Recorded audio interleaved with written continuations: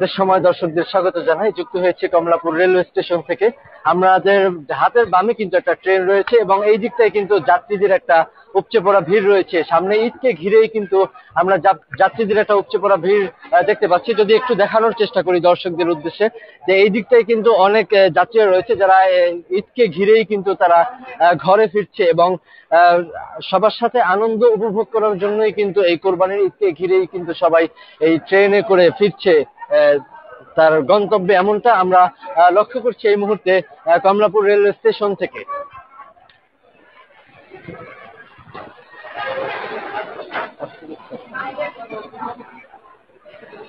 আমরা যদি একটু দেখানোর চেষ্টা করি, ট্রেনের ভিতরে কিন্তু অনেকে এই মুহূর্তে অবস্থান করছে, অনেক যাত্রীরা, এবং পরবর্তী যে ট্রেনটি রয়েছে এই ট্রেনের জন্য কিন্তু অবস্থান করছে যাত্রীরা। প্ল্যাটফর্মে কিন্তু তারা বসে রয়েছে, এমনটি আমরা দেখতে পাচ্ছি।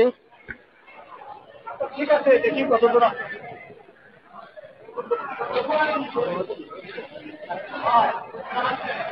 দর্শক, আমরা যদি একটু দেখানোর চেষ্টা করি যাত্রীদের কাছ থেকে শুনবো। এবারে ঈদ যাত্রা অনেক আনন্দদায়ক। আসলে পরিবারের সাথে ঈদ করাটা মজাই আলাদা। এই ঈদ যাত্রাটা অনেক আনন্দদায়ক যদি আমরা পরিবারের সবার সাথে ঈদ করবো এই খুশিতে।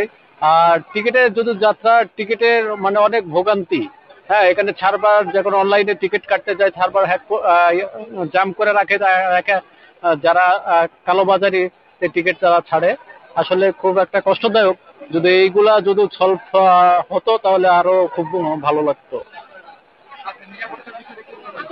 নিরাপত্তা খুব ভালো, সুন্দর নিরাপত্তা। এই সময়টা অনেক অনেক সুন্দর নিরাপত্তা চারিদিকে।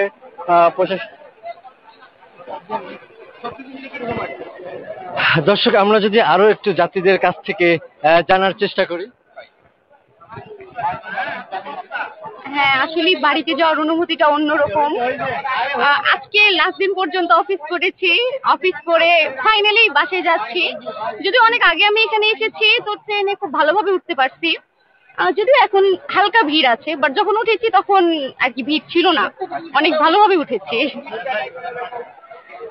হ্যাঁ, টিকিট কাটাটা একটা যুদ্ধের ব্যাপার। 10 দিন আগে 30 সেকেন্ড এইদিক ওইদিক হলে আর টিকিটটা পাই না আমরা। সেক্ষেত্রে অনেক কষ্ট করে আর কি টিকিটটা পেয়েছি।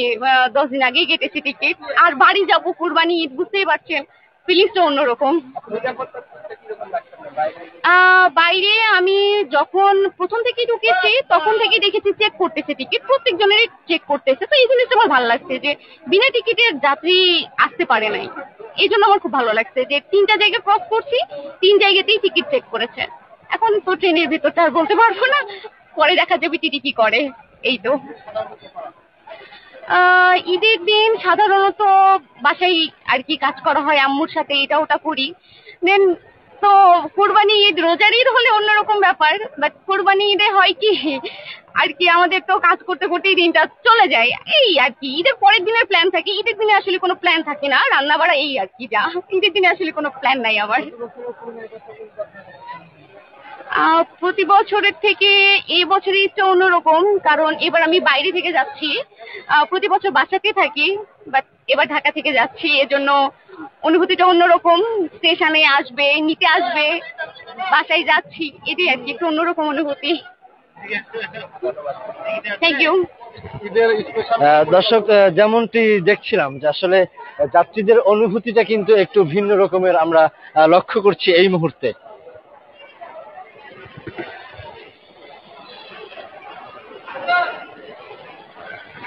তবে যাত্রীদের ভিতরে কিন্তু একটি স্বস্তি মিলেছে প্রতি বছরের ন্যায়, আমরা যেমনটি দেখছিলাম এই কমলাপুর রেলওয়ে স্টেশন থেকে। দর্শক, এই ছিল কমলাপুর রেলওয়ে স্টেশন থেকে আমার কাছে সর্বশেষ। মেহেদী হাসান মুয়াজ, দেশ সময়, ঢাকা।